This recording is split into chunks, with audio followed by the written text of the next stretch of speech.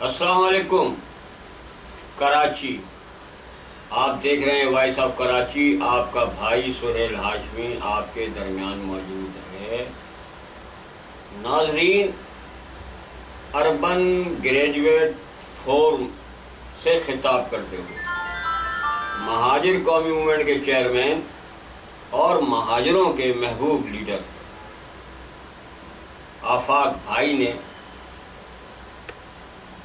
چشم کشا حقائق بیان کر کے ایک طرف لوگوں کو ورطہ حیرت میں ڈال دیا ہے اور دوسری طرف ہم جیسے ناسمجھ لوگ معاملے کو سوالیہ نشان بنا کر بیٹھ گئے۔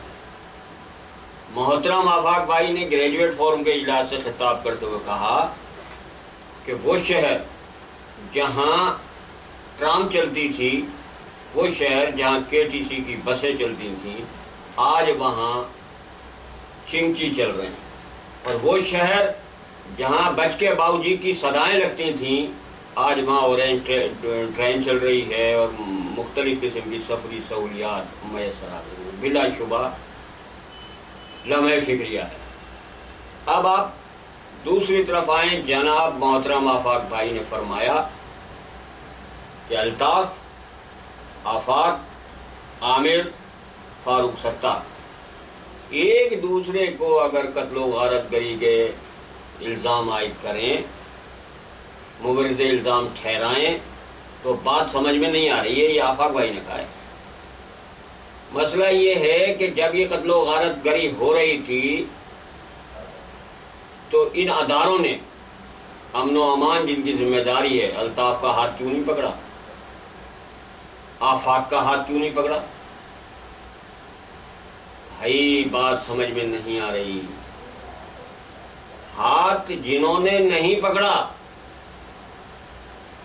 ان پر ذمہ داری عائد تو کر دی گئی، لیکن معاملہ یہ ہے کہ جنہوں نے ہاتھ نہیں پکڑا ان کے ہاتھوں استعمال کون ہو رہا تھا؟